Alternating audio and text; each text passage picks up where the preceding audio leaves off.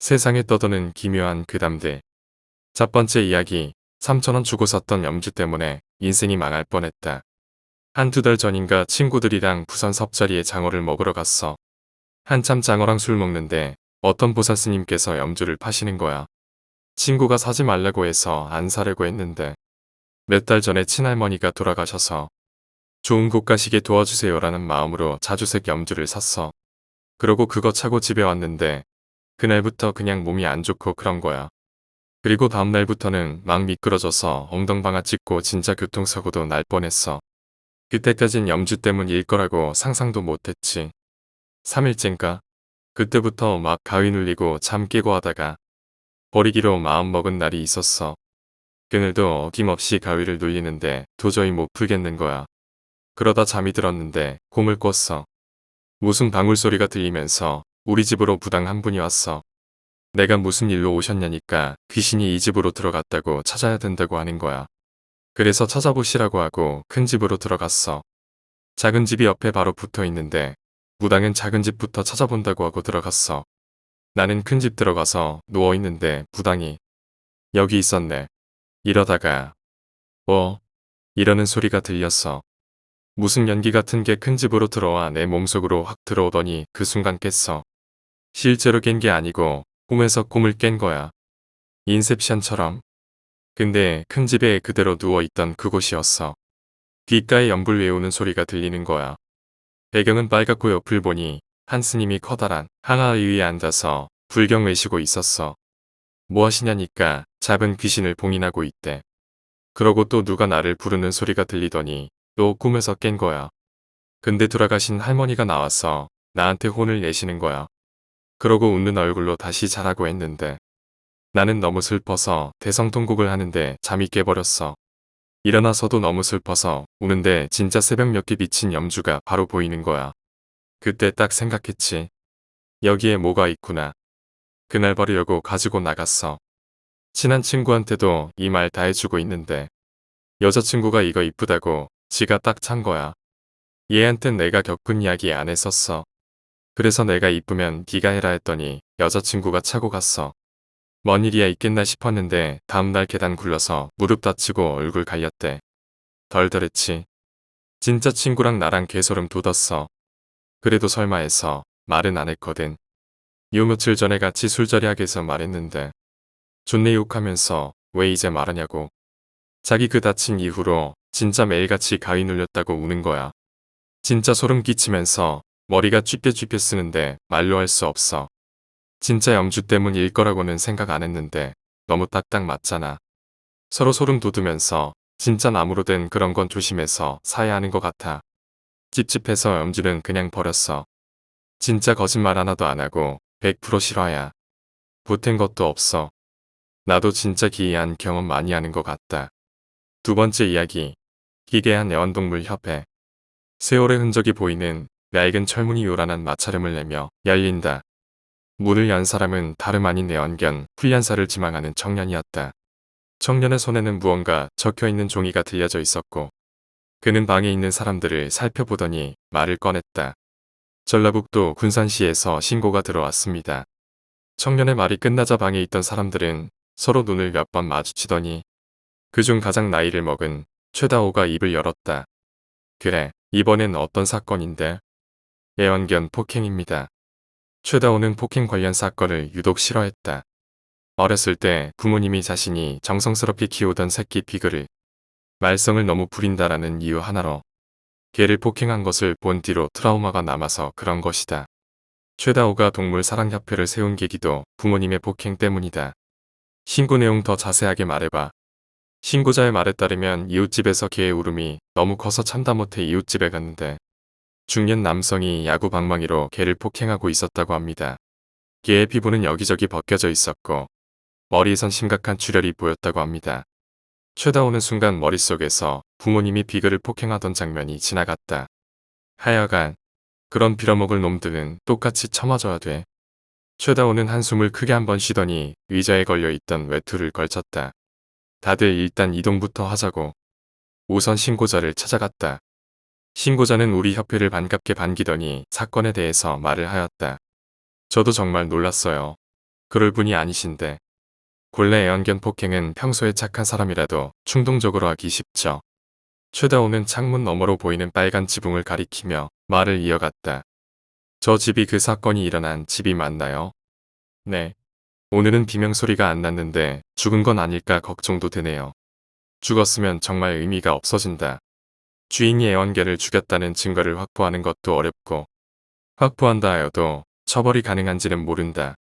나는 마음이 조급해져 서둘러 협회 사람들을 이끌고 빨간 지붕의 이웃집으로 향했다. 나는 사건이 일어난 집의 대문을 열었다. 마당에 들어서자마자 알 수 없는 악취가 코를 자극했다. 혹시 죽은 애완견 시체가 썩는 냄새가 아닌가 불안한 마음이 들었다. 그때 빨간 지붕의 집 문이 열리더니 반바지에 낡은 티를 걸친 중년 남성이 나타났다. 댁들은 누구신데 남의 마당에 함부로 들어와요? 애완동물 사랑협회에서 나왔습니다. 혹시 애완견 폭행하신 적이 있으십니까? 중년 남성은 언성이 높아졌다. 다짜고짜 남의 마당에 들어와서는 무슨 말하는 거야? 다 꺼져. 진정하시고 사실을 말해주세요. 진짜 어이가 없어서 개 데리고 올 테니 기다려.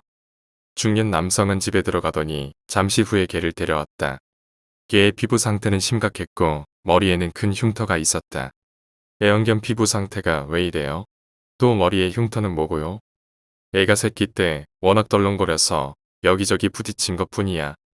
개 보여줬으니 어서 나가라고. 중년 남성에게 안겨있던 개의 눈동자를 난 분명 보았다. 두려움과 공포로 생기는 특유의 젖은 눈. 아니요, 이대로는 못 갑니다. 죄송하지만 저희 단체가 애완견을 맡아도 될까요? 내가 뭐가 좋다고 니들한테 개를 줘? 돈 드릴게요. 중년 남성의 얼굴이 순간 차분해졌다. 그래, 데려가라. 대신 돈은 꼭 주라고. 중년 남성이 개를 바닥에 놓았다. 나는 서둘러 협회에 소속된 의사에게 상태를 보라고 하였다. 생각보다 심하지는 않네요. 며칠간 치료받으면 괜찮아요. 나는 크게 안도하였다. 그리고 한편으론 기분이 나쁜 걸 넘어서 더러웠다. 지들이 뭐라고 생명을 이리 함부로 다루는 것인가. 돈을 준다는 말에 바로 개를 넘긴 중년 남성을 마음 같아선 처벌과 내 주먹을 같이 맛보게 하고 싶었으나 협회의 이미지를 위해 참았다. 협회 사람들과 함께 다시 협회 건물로 돌아왔다.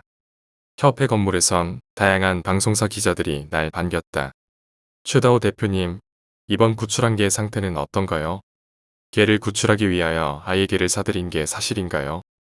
여기저기서 날아오는 질문에 피곤해진 나는 대충 대답을 하고 건물에 들어가 내 전용 의자에 앉았다. 그때 오늘 사건을 보고한 청년이 입을 열었다. 이번 애완견 구출도 축하할 겸 회식 한번 하는 건 어떤가요?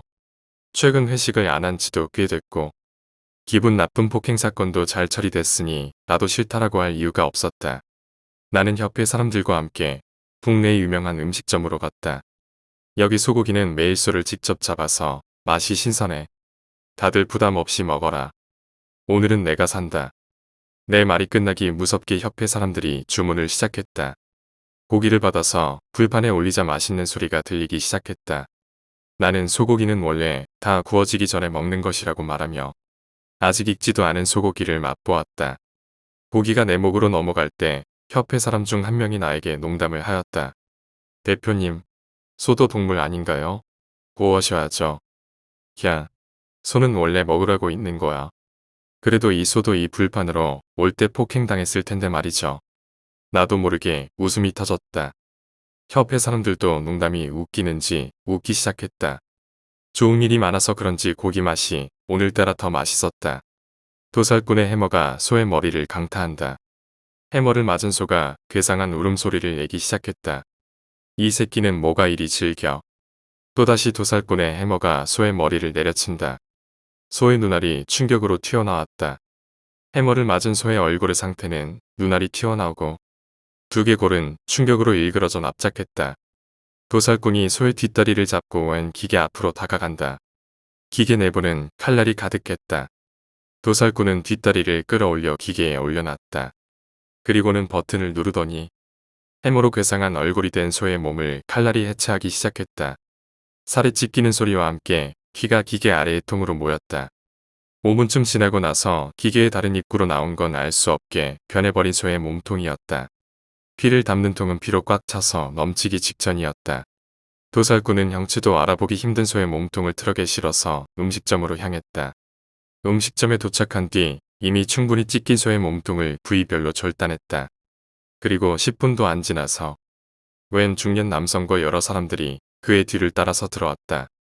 사람들은 오자마자 주문을 시작했고 도살꾼의 손도 바빠졌다.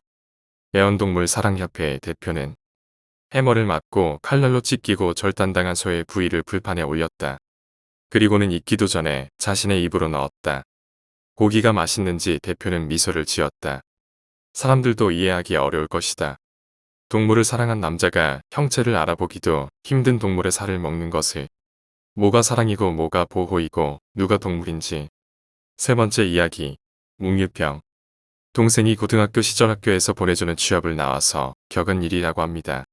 전라북도 익산에서 살고 있던 그 동생은 서울로 취업 나온다고 해서 너무 좋아했다고 하네요.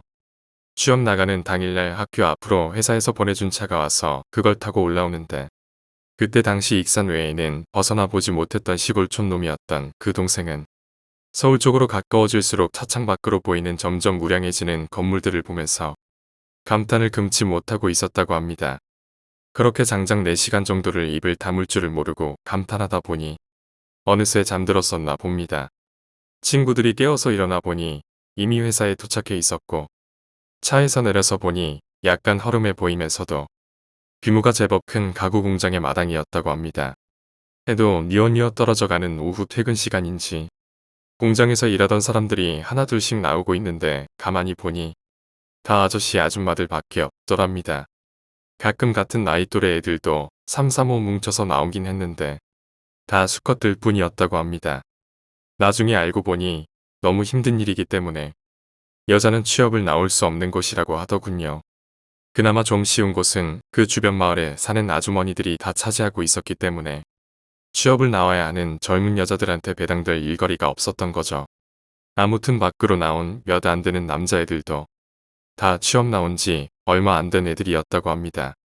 잠시 후 관리자 한 분이 나와서 2명씩 짝을 맞춰 총 5군데의 숙소로 나눠서 들여보내길래 그걸 좀 의아하게 생각한 한 친구가 왜 같은 학교에서 왔는데 따로 보내냐고 물었더니 몇 년 전에 친한 애들끼리 방을 배정해줬더니 다른 방 애들하고 패싸움을 해서 방 배정을 2명씩 보낸다고 하더라고요.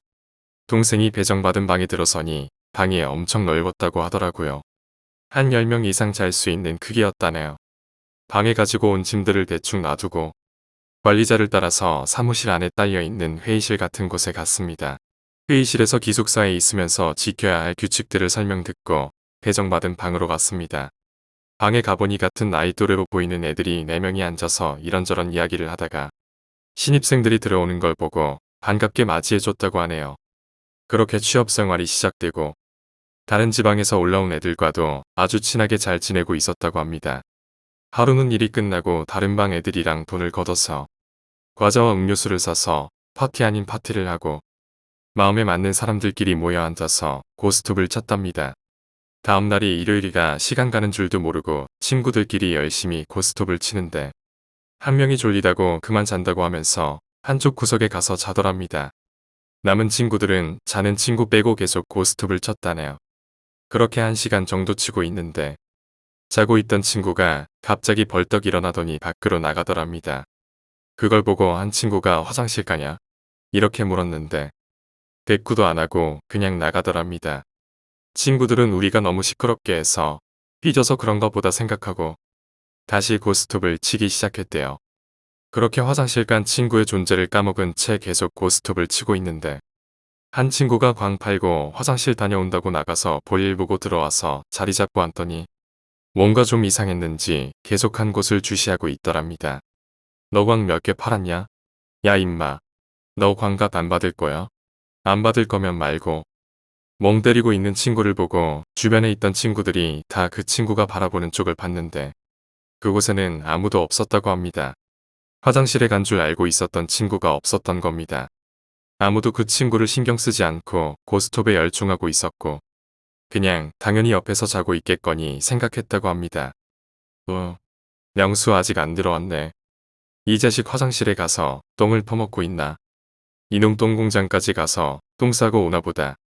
그렇게 농담하면서 웃고 있는데 방금 화장실 다녀온 친구가 하는 말이 나 방금 화장실 갔는데 아무도 없었던 것 같은데. 그럼 똥 때리고 우리가 너무 시끄러워서 잠 못 잘 것 같으니까 다른 방에 들어가서 자나 보지. 그런가 보네. 그렇게 다른 방에서 자는 걸로 결론 짓고 다시 친구들이랑 고스톱에 열중하고 있었다고 합니다. 그런데 밖에 날이 슬슬 밝아올 때쯤 갑자기 방문이 벌컥 열리더니 다른 방에서 잘 거라고 생각했던 친구가 들어오더랍니다. 갑자기 문이 벌컥 열리니 친구들은 깜짝 놀라서 문 쪽을 보면서 저마다 한 소리씩 했답니다. 시발 깜짝 놀랐잖아. 아 시발 깜짝이야. 다른 방에서 계속 퍼질러 자지 왜 이쪽으로 기어 들어오냐. 그렇게 욕을 하는데도 명수는 한마디도 안 하고 그냥 들어와서 푹 쓰러지더니 코를 골면서 자더랍니다. 친구들은 그걸 보고 깔깔깔 대면서 어떻게 저렇게 눕자마자 깁슬립이 될 수 있지 하면서 한참을 웃었다고 합니다. 그렇게 또 계속 고스톱을 치고 있는데 7시가 조금 넘자 자던 친구가 슬슬 일어나서 고스톱 치는 자리로 오더니 하는 말이 너네도 참 징어다. 아직도 치고 있냐? 그러면서 친구들 자리로 합류하더랍니다. 그러자 기다렸다는 듯이 친구들이 야 다른 방에서 계속 자지 이 방으로 왜 들어왔냐? 라고 물어보자 뭔 소리야 내가 왜 다른 방에서 자? 그러더랍니다. 그래서 친구들이 그럼 화장실 갔다가 어디 간 거냐고 묻자 내가 화장실 다녀왔어. 근데 왜 난 기억이 없지? 친구들은 이놈이 장난치나 보다 그러고 그냥 넘어갔다고 합니다. 그렇게 그 일이 있은 후 또 일주일이 흐르고 그늘도 다른 방 애들이랑 모여서 같이 과자도 먹고 음료수도 마시고 그리고 어떻게 사왔는지 맥주도 열대병 있었다고 합니다. 밤늦게까지 음악을 틀어놓고 기숙사 안에서 나이트 분위기 낸다고 플래시 세대 정도를 껐다 켰다도 하고 흔들어대기도 하면서 열심히 춤판을 벌이다가 좀 지쳐갈 때쯤 다시 335 뭉쳐서 한 방에서 세 팀으로 나뉘어서 고스톱을 치고 있었다고 합니다. 그런데 명수라는 애가 또 졸리다고 한쪽 구석에 가서 자더랍니다. 그리고 그날은 모두들 너무 신나게 놀아서 그런지 다들 명수의 뒤를 이어 졸리다고 한두 명씩 눕기 시작했고 그렇게 일찍 모두들 잠들었다고 합니다. 한참을 자고 있는데 갑자기 누군가의 비명소리에 다들 깨서 방에 불을 켰는데 명수가 문을 열고 밖으로 나가더랍니다. 아 시발개 새끼가 발을 밟았으면 사과를 해야지. 야 이 시발 새끼야. 그러면서 한 친구가 벌떡 일어나더니 밖으로 뛰어나갔다고 합니다. 쫓아나간 친구의 분위기가 나가서 앙판할 것 같아서 방에 있던 친구들이 다 말리기 위해 우르르 따라 나갔다고 합니다. 바로 따라 나왔다고 생각했는데 밖에 나와서 보니 이미 명수는 어디로 사라졌는지 보이지 않았다고 합니다. 씩씩거리던 친구는 화장실 쪽으로 달리기 시작했고 화장실에 도착한 친구는 화장실 문을 한 칸 열었다 쾅 닫고 그 다음 칸 열었다 쾅 닫고 또 그 다음 칸 열었다 쾅 닫고 그런 식으로 열고 닫고를 반복하던 친구는 마지막 문까지 닫고 나서야 뭔가 골똘히 생각을 하더니 방으로 막 뛰어가서 플래시를 들고 오더니 똥간 아래를 막 비추기 시작했습니다. 나중에 물어보니 혹시 똥 누다 똥간에 빠졌나 해서 플래시를 들고 와서 비춰봤다고 하더라고요. 그렇게 마지막 칸까지 다 비춰보고 다른 숙소까지 다 찾아봐도 명수는 보이지 않았다고 합니다. 그때 시간을 보니 새벽 4시 30분이 좀 넘은 상태였다고 합니다. 그렇게 다시 방으로 들어와서 이런저런 이야기를 하다 친구 한 명이 이상한 소리를 했다고 합니다. 야 지난주 명수 일어나서 아침에 우리 자리 왔을 때 발바닥 봤어?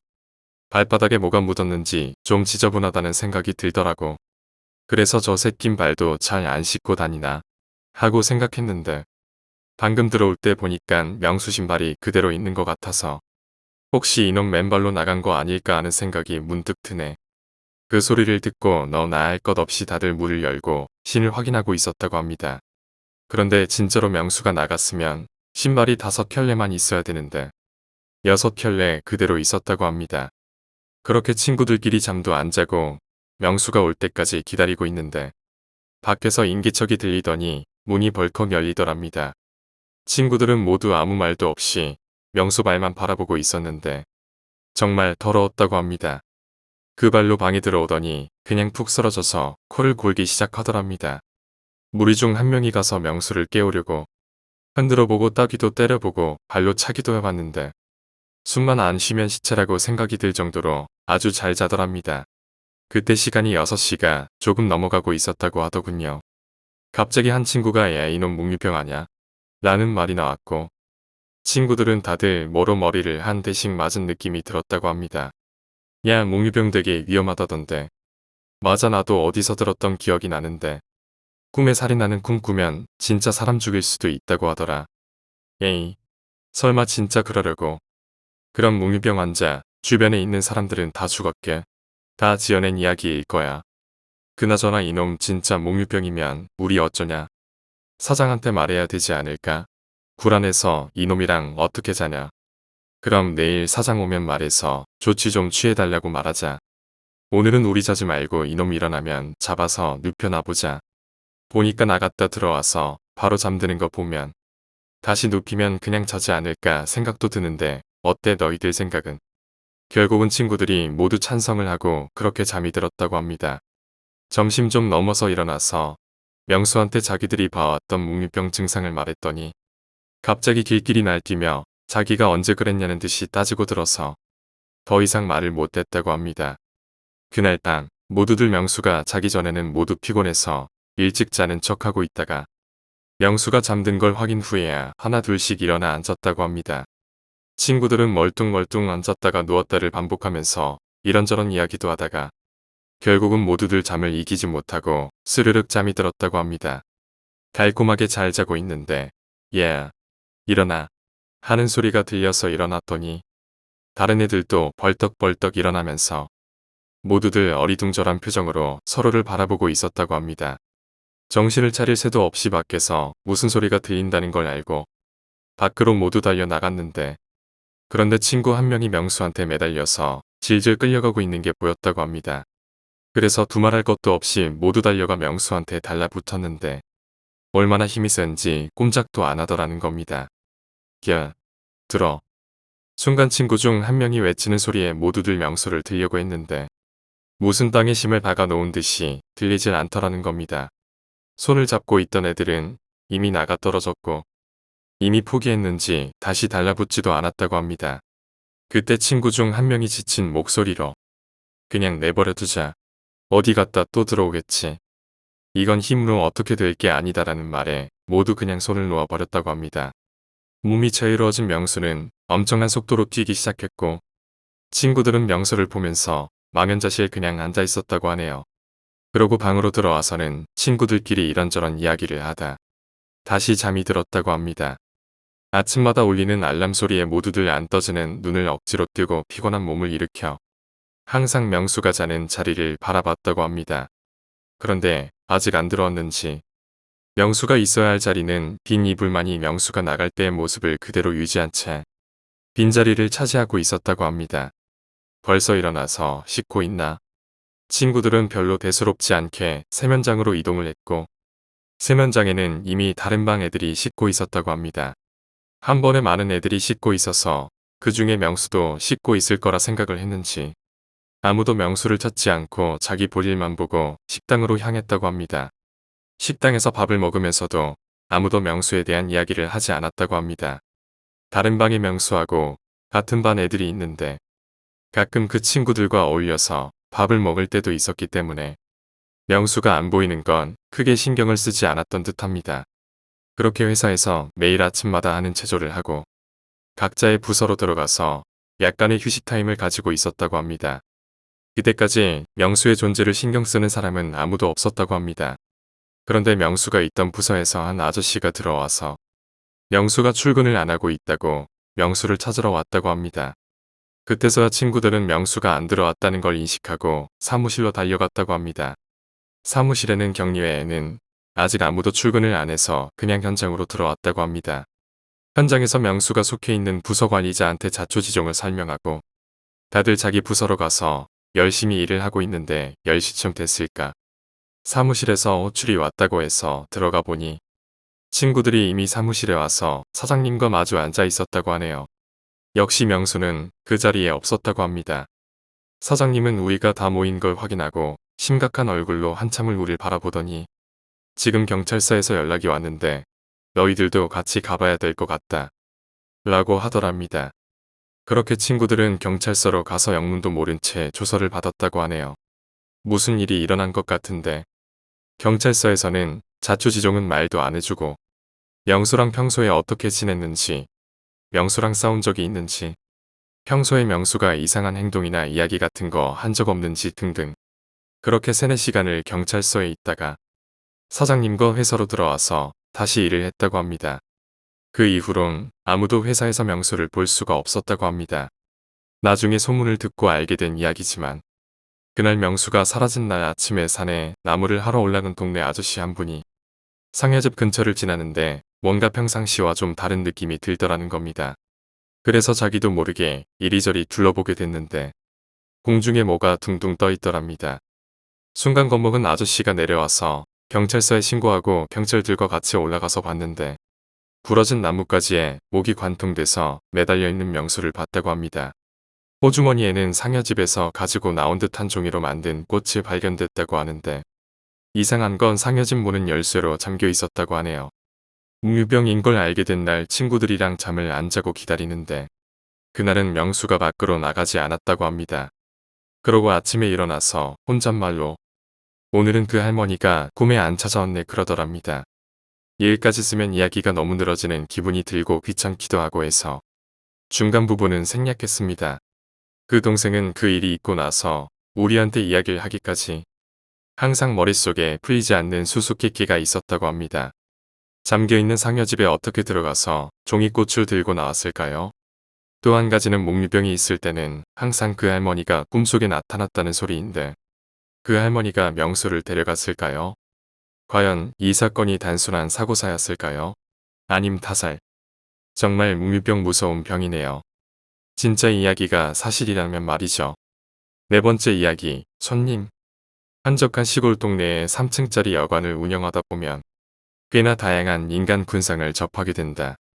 젊은 놈, 젊은 년, 술에 취해 외로이 찾아오는 늙은 할아버지, 시선 처리가 부자연스러운 늑다리 불륜 커플, 고단한 삶에 얼굴에 그늘이 진 달방 손님들 등등.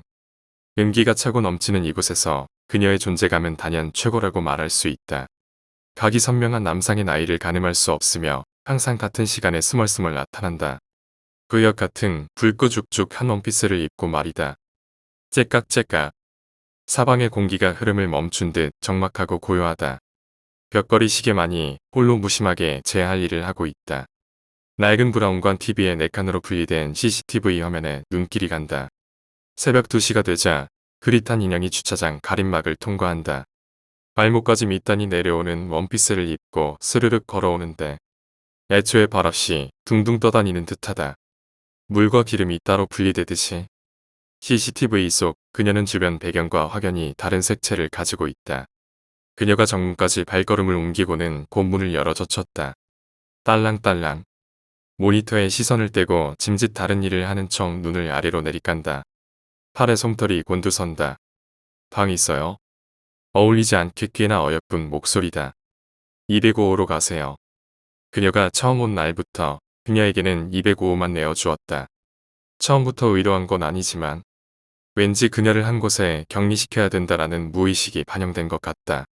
매일 혼자 오시는데 남자친구는 없으신가요? 귀를 건네주며 사적인 질문을 해버렸다. 필요한 대화 이외에 손님에게 잡담을 하지 않는 것이 여관 주인의 덕목이라면 덕목이건을 하지만 언제까지 사람인가 귀신인가 도대체 뭐하는 년인가. 매일 새벽 공포감에 휩싸이기 싫다. 약간의 대화를 통해 과연 사람 냄새가 나는지 알아야 할 것 아닌가. 데려가야죠. 데려갈 거예요. 말투, 억양, 분위기, 분명히 사람과 대화를 많이 못한 사람 특유의 것이다. 아무리 좋게 생각하려 해도 이건 미친년, 정신 나간 년이 확실하다. 제가 괜한 질문을 했군요. 방은 깨끗하게 치워놨습니다. 필요한 게 있으시면 전화주세요. 그녀에게 키를 건네주고 난 뒤 다시 모니터를 주시했다. 계단을 올라가는 그녀의 뒷모습이 보인다. 그런데 데려간다니. 데려온다고 말을 해야 되는 거 아닌가. 미친년이라 횡설수설하는가 싶었다. 그런데 계단을 올라가다 말고 그녀가 멈춰 섰다. 뭐야? 어서 올라가라고. 머리를 흔들면서 좌우로 앞뒤로 그리고 나를 쳐다본다. CCTV를 바라보는 것이다. 그런데 몽뚱이는 정면을 향하고 있는데 대가리만 180도로 돌려서 나를 쳐다보는 것이란 말이다. 전현희 씨 굳는다. 양쪽 입꼬리가 비정상적으로 올라간 채로. 저는 주둥이가 일그러진 건지 화면이 일그러진 건지 구분이 안 된다. 내가 뭘 보고 있는 거지? 의자에 앉아서 그대로 굳어버렸다. 사고가 마비돼서 아무것도 할 수 없었다. 눈을 질끈 감았다. 제발 꿈이게. 누구나 극한의 상황에서는 신을 찾기 마련인데 빌어먹을 하나님 부처님 생각도 나질 않았다. 그저 눈을 감고 차라리 기절해 버렸으면 좋겠다는 생각을 할 뿐이었다. 식은땀이 등줄기를 따라 흐른다. 얼마나 시간이 지났을까? 드디어 올 게 왔구나. 미련이 대가리를 어떻게 돌렸는지는 모르겠지만 귀신이라면 벽을 통과했을 것이다. 호신용으로 항상 책상 옆에 걸어놨던 박달나무 몽둥이가 오늘따라 왜 이리 멀게 느껴지는지. 눈을 뜨면 미친년이 입꼬리를 쭉 찢어 카운터 창문으로 머리를 들이밀 것 같았지만 쥐도 구석에 몰리면 고양이를 깨무는 법. 상대가 비력으로 구성된 인간이라는 한 가닥 신략 같은 희망을 품고 감았던 눈을 서서히 뜬 후 박달나무 몽둥이 쪽으로 손을 뻗었다. 쾅쾅쾅. 몽둥이를 든 손에 땀이 난다. 사장 계시오. 문 좀 열어봐. 내가 술을 사왔어. 나랑 술 한잔 합시다. 문 열어보소. 302호 달방 노가다 할아범 목소리다. 평소에 골칫거리였던 술 주정뱅이 노인네가 오늘은 악몽을 꾸는 나를 흔들어 깨운 셈이다. 간판 불 끄고 자지 못하러 고생을 하는가? 얼마나 더 벌려고. 평소에 잘 씻지 않아 항상 악취가 나는 노인네지만 그 악취마저 향기롭게 느껴졌다. 어서 오세요. 나의 구세주 눈물이 나올 지경이다. 할아범이 가져온 것은 마른 오징어의 소주뿐이었지만 이것만으로 충분하다. 어서 들어오세요. 저도 마침 술이 땡기던 차라. 몽둥이는 뭐요? 무섭게. 아무것도 아닙니다. 운동 좀 하느라고. 오징어 사 오셨네. 영감과 함께 술을 마시며 모니터를 슬쩍 봤다. 다행히 그녀가 보이지 않는다. 그래, 잘못 봤을 거야. 늙은 나이에 노가다를 뛸 정도의 체력을 가지고 있어서인지 영감쟁이는 술이 강했다. 내가 굴어떨어질 때까지 술 상대가 되어주었다. 그리고 곧 날이 밝았다. 12시가 되면 객실 청소를 한다. 쓰레기 수거를 하고 진공청소기로 대충 슥슥 밀고 소모품을 세팅하는 시기다. 그 미친년은 나갔겠지. 평소에도 언제 나갔는지 모를 정도로 신출귀몰했기에 떨리는 마음으로 205호 문을 열었다. 보통 손님이 객실을 사용하고 떠난 방에는 사람의 향취를 나던지 욕실에서 씻고 나온 후에 샴푸 냄새가 나기 마련이지만 아무 냄새도 나지 않았다. 이 여자는 방에서 도대체 뭘 하는 걸까? 항상 이불, 베개가 구김없이 그대로 정돈돼 있고 음료라든지 소모품은 손 하나 대지 않은 그대로의 모습이었다. 그래서 청소하기 편하긴 해서 좋다만 청소기를 다 돌리고 담배를 피우려고 주머니에서 담배를 꺼내는데 500원짜리가 같이 딸려 나왔다. 침대 밑으로 동전이 굴러 들어갔다. 엎드려서 동전을 찾으려는데 동전 대신 2개의 눈동자를 발견했다. 인연이 비좁은 침대 밑에서 소름 끼치는 미소로 나를 바라본다. 그리고 아가리를 쩍 벌린다. 이번만큼은 눈을 감을 수가 없었다. 사방의 공기가 흐름을 멈춘 듯 적막하고 고요하다. 벽걸이 시계만이 홀로 무심하게 제 할 일을 하고 있다. 5번째 이야기. 악마같이 웃는 그녀. 4월 어느 벚꽃이 흐드러지게 핀 날. 흰색 가운의 50대 남성은 자신 앞에 다크서클은 이미 볼까지 내려온 30대 남성에게 말을 건넨다. 할 수 있는 치료는 모두 끝났습니다. 그래도 지속적으로 오셔서 상담을 받으시는 게 회복에 도움이 될 겁니다. 그것이 병원 진료실을 나오면서 의사가 남긴 말. 나는 극심한 알코올 중독과 우울증을 앓고 있었다. 어째서였을까? 생각하는 것조차 귀찮은 걸까? 그래. 그녀가 날 떠나간 그날부터였을까? 그래. 맞다. 나는 그녀를 사랑하고 있었다. 그녀 또한 나를 사랑하고 있었다. 그날 역시 서로 웃고 떠들며 하루를 마무리하려던 중 집에 돌아와 그날 입었던 정장을 입고 그날 매었던 넥타이를 매고 그날 신었던 구두를 신었다. 그녀를 보러 가기 위해 그녀와 자주 함께 놀던 벚꽃이 흐드러진 가로수길. 그 앞 사거리엔 차도 많이 없어 우리의 스테이지가 되어 주었던 그 길. 낡은 꽃가게를 발견한다. 70대의 할아버지. 그 노인의 머리 위로 보이는 붉은 핏빛의 장미. 아 그래, 내가 고백한 날에도 저 꽃을 주었지. 그녀는 웃는지 우는지 모르는 얼굴로 내 품에 파고들었었다. 사장님, 저 꽃 파시는 건가요? 이거 말하는가? 이거 생화가 아니고 조화야 조화. 노인은 졸린 듯한 얼굴로 말했다. 그래도 꽃은 꽃이죠. 나는 멋쩍게 웃으며 대답한다. 근데 이거 우리 가게 장식이라 팔면 마누라한테 혼나. 노인은 손살에 쳤다. 부탁드립니다. 그녀가 생전에 좋아하던 꽃이라서요. 살해하겠습니다. 나는 노인에게 무릎을 꿇고 고개를 숙이며 간절히 부탁한다. 어이구 총각. 알겠네 알겠어. 어서 일어나. 누가 보면 어쩌려고. 노인이 나를 일으켜 세워준다. 조금은 비싼 가격일지 몰라도 그녀를 위한 선물의 후회는 없다. 해는 이미 떨어져 어두워진 거리. 가로수길을 향해 걷고 또 걷는다. 점차 수면 위로 떠오르는 그녀와 함께했던 기억들. 한 발짝 걸음을 옮기며 떠오른다. 한 발짝. 놓고 간 물건을 찾으러 간 연습실 안. 춤을 추고 있던 그녀의 첫 모습. 두 발짝. 그 이후도 연습하던 그녀를 바라보는 나. 마침내 다가가 얼굴을 붉히며 말을 건네던 모습. 세 발짝. 함께 웃고 함께 먹고 함께 자고 일어나던 그녀와 나. 네 발짝.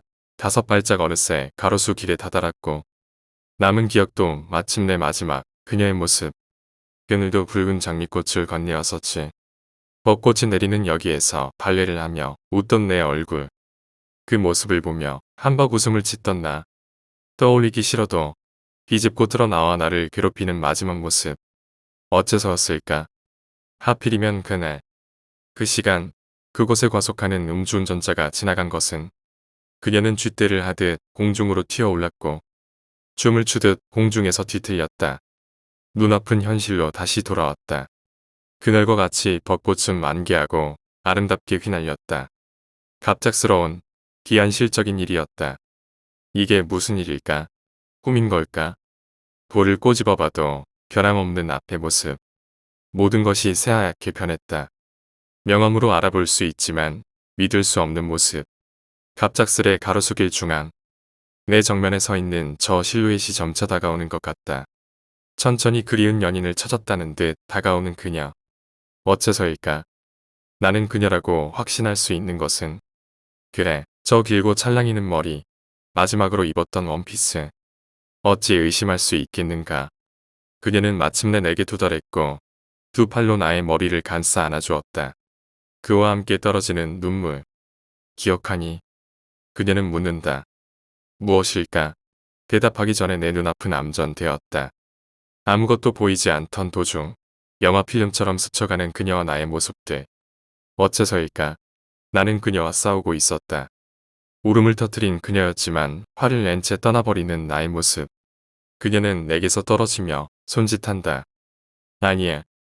한 발짝 나아간다. 또다시 나타나는 모습. 무슨 일이었을까? 나는 그녀를 때리고 있었다. 고피를 흘리며 비는 그녀. 그럼에도 손찌검이 멈추지 않았다. 그녀는 내게 보였던 아름다운 미소를 그리며 또 손짓한다. 그럴 리가. 그럴 리가. 아니야. 충격으로 얼어붙은 표정과 함께 한 발짝 나아간다. 이번엔 소리까지 들리는 것이다. 그녀가 바람을 피웠다고 의심하고 윽박지르는 나. 그녀는 울며 해명하고 모든 증거를 보인다. 하지만 이미 사실 확인은 눈에 뵈지 않던 나는 그녀를 다시 구석에서 벌벌 떠는 토끼 공포에 떠는 어린아이로 만들기 시작했다. 나를 유혹하는 듯 장난치는 듯 한 바퀴 돌며 나를 보채는 그녀. 아니야 그랬을 리 없어. 아니야. 아니야. 제발 믿어줘. 충격에 빠진 얼굴과 누군가를 잡으려는 듯 손을 뻗어 허공에 허우적거리는 나는 또다시 앞으로 한 발짝 나아간다. 눈앞에 나타난 나와 그녀의 끔찍하고도 추악한 모습. 아니 정확히는 나의 모습. 이번엔 마지막 그녀와 있었던 모습이다. 나는 그녀에게 차가운 눈빛을 하며 핏빛 장미꽃 다발을 건넨다. 웃는 것이 아니었다. 그녀는 오열하고 눈물을 쏟고 필사적으로 내게 매달렸다. 나는 어째서였을까? 그녀에게 질린 것이었을까? 그녀에게 폭언을 퍼붓고 밀쳐낸다. 그만둬. 나는 저 암전의 필름 속 나를 향해 애원한다. 나는 마침내 화가 머리끝까지 난 것 같았다. 품속에 파고드는 그녀를 거세게 온 힘을 다해 밀쳐버렸다. 밀려나가는 그녀. 다다른 곳은 가로수 길 끝의 사거리. 빠르게 다가오는 헤드라이트. 그리고 그녀가 공중에서 춤을 추며 떨어지는 것이 눈물인지 피인지 알 수 없는 슬픈 춤사위. 그랬던 거야. 나는 나를 따라오라며 손짓하던 그녀의 실루엣은 이미 사라지고 없었다. 그저 그곳에 있던 건 사거리에 홀로 서 있는 나의 모습. 그리고 빠르게 다가오는 마치 대자비 같은 나를 집어삼키려는 단죄의 불빛. 나 역시 그녀를 따라가는 이 상황은 우연일까? 미안해. 내가 남긴 마지막 한마디. 그는 비보잉을 하는 소년의 모습처럼 공중으로 튀어오른다. 그리고 바닥을 구른다. 이미 사진은 엉뚱한 방향으로 꺾여 있다. 차가 다가오던 바람에 휘날린 벚꽃잎은 그의 몸과 붉은 장미가 물들인 듯한 액체의 웅덩이 그 위로 내려앉았다. 이것은 위처라고 해야 할까? 순수한 그녀를 매도하고 폭력을 휘두르며 끝내 죽음에 이르게 했다. 하지만 기억상실증과 스스로의 기억날조로 자신의 죄를 덮으려 한 추악하고 더러운 나. 내가 신벌천벌에 의해 마침내 심판받은 이야기. 그리고 희미해지는 눈빛 속 마지막 그녀에 있다. 이제 용서할게. 그리고 무적행의 악마처럼 기괴하게 웃는 그녀. 6번째 이야기. 나만 보여. 인천 서구의 외진 곳에 위치한 스티로폼 제조 업체에서 일할 때 일입니다. 그때 당시 그 회사가 있던 동네는 하루에 버스가 5번인가 6번밖에 안 들어왔던 걸로 기억하고 있어요. 그마저도 밤 8시 이후에는 버스가 끊겼던 걸로 기억이 듭니다. 저희 회사는 주야간으로 교대 일을 하고 있었는데요. 낮에는 가정이 있는 어른분들이 근무하고 야간에는 친구들 3명과 후배 2명 그리고 저까지 6명이서 일을 했습니다. 야간에는 관리자들이 없기 때문에 농땡이 피는 걸 방지하기 위해서 하루에 생산해야 할 물량을 정해놓고 그 물량 달성 시 조기 퇴근이 가능하게 시스템이 짜여 있었습니다. 야간에는 출근 시간도 자유로워서 주간에 일하는 아저씨들 퇴근 후에는 밤 12시 넘어서 출근해도 뭐라고 하는 사람이 없었습니다. 아침까지 정해진 물량만 채워놓으면 뭐라 하는 사람이 없었으니깐요. 저와 친구들은 다 지방에서 올라와서 회사에서 제공해주는 기숙사에 지내고 있었고요. 인천 토박이었던 후배 2명은 집에서 출퇴근하고 있었습니다. 버스가 끊긴 이후에 회사까지 들어오려면 검단 사거리에서 40분가량 도보로 걸어 들어와야 되는데 오는 길에는 공동묘지가 있는 길을 지나야 하고 그리 높진 않지만 산길을 하나 넘어야 회사로 들어올 수 있어서 후배들은 웬만하면 거의 막차 타고 들어와서 일 끝내고 숙소에서 좀 쉬다 퇴근하고는 했습니다. 지금 문제의 그곳 산길까지는 가보지 않아서 모르겠는데 공동묘지가 있던 곳은 도로가 깔려 있더라고요. 아무튼 밤에 일 끝나면 그 후미진 곳에 점디 젊은 놈들이 모여서 할 거라곤 무서운 이야기나 꿀밤 맞기, 포커나 고스톱 등이었습니다. 그리고 가끔 일찍 끝내고 낮카페 놀러 가기도 했었는데 다음날이 쉬는 날 아니면 잘 안 갔습니다. 하루는 후배들이 막차 타고 와야 되는 시간인데도 안 와서 좀 늦게 오나 보다 하고 열심히 정해진 물량을 향해 달리고 있었습니다. 근데 좀 늦는다 해도 10시 전에는 오는 애들이 11시가 넘어도 안 오는 겁니다. 그렇게 걱정만 하면서 열심히 일하고 있는데 평소에는 울리지도 않던 바틀무선 전화기 벨이 울리더군요.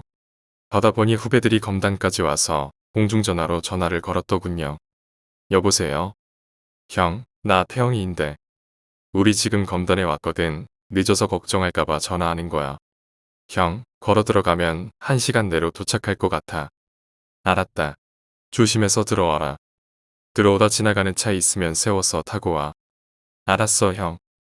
그때 당시 외진 곳에 사는 사람들은 낮이건 밤이건 지나가는 차 보고 손들면 거의 태워줬었는데 요즘은 세상이 하도 험악해져서 손드는 사람도 태워주는 사람도 거의 없죠.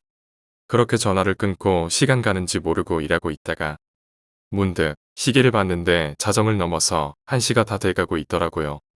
40분 정도면 도착하겠거니 하고 있었는데 1시간 반이 넘어도 오지 않는 후배들이 슬슬 걱정이 되기 시작했습니다. 얘네 오긴 오는 거냐? 그러게 많이 있네. 오다 다른 곳으로 센 거 아냐? 설마. 그렇게 걱정하면서 일을 하고 있는데 1시가 조금 넘어서야 후배들이 숨을 헐떡거리면서 들어오더라고요.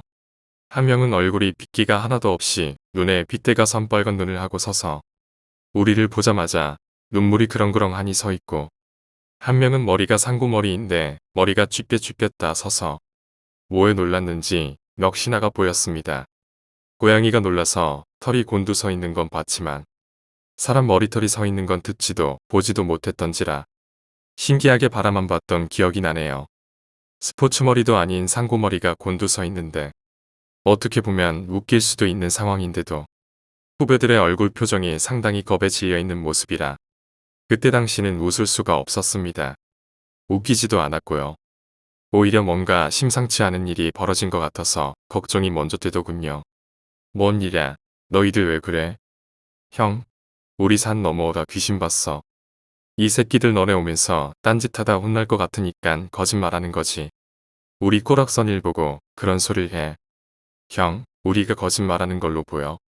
그도 그럴 것이 이놈들 하고 있는 꼴이. 거짓말한다고 생각한 우리가 좀 미안한 생각이 들 정도였습니다. 야 주접이 넌 귀신 믿지도 않는 새끼가 뭔 귀신 타령이냐. 그러게 말이야. 나도 나한테 왜 이런 일이 일어났는지 모르겠어. 나 귀신에 홀려서 죽을 뻔했어. 또 그건 무슨 소리냐? 나 기절했다 깼다니까. 엥. 우선 사무실에 들어가서 커피 한잔 하면서 이야기하자. 후배 중 주접이란 놈은 독실한 기독교 신자여서 귀신이란 건 믿지도 않는 놈이었기 때문에 의아하기도 했고, 평소에 무서운 이야기를 하고 있으면 에이 귀신이 뭐가 무서워. 있지도 않은 귀신보다 사람이 더 무섭지 하고, 한참 재미있는 이야기할 때 산통 깨서 재미를 반감시켰던 놈인데 도리어 지금 머리카락이 다 서서 겁먹은 표정으로 귀신을 봤다고 주장하고 있으니 믿고 안 믿고를 떠나서 신기하기도 하고 재미있는 이야기를 들을 거리가 생겼다는 묘한 감정까지 싹트고 있었습니다. 자연스럽게 친구들은 거의 끝나가는 일손을 멈추고 후배들과 사무실로 들어가서 커피포트에 물을 끓여서 취향에 맞게 커피, 설탕, 프림을 적절히 섞어서 부글부글 끓고 있는 커피포트에 물을 각자 부어 후루룩 후루룩 마시며 후배들이 앉아있는 소파 주변으로 모여 앉았습니다. 오늘 주접이가 다니는 교회에 먼 부대 설치한다고 해서 주접이 기다리다 간신히 막차 타고 검단까지 왔거든. 그게 일찍 끝날 줄 알고 청년부들 다 달라붙어서 무대 설치한다고 했는데 전문가들이 아니라 시간이 많이 오버돼서 난 출근해야 된다고 하고 중간에 빠져나와서 온 거거든. 암튼 검단에 와서 회사에 전화하고 슬슬 걸어서 회사로 오다가 중간쯤에 지나가는 차를 세워서 좀 태워달라고 했더니 자긴 다른 마을 쪽으로 가는데 가다가 중간에 내려준다고 타라고 하더라고.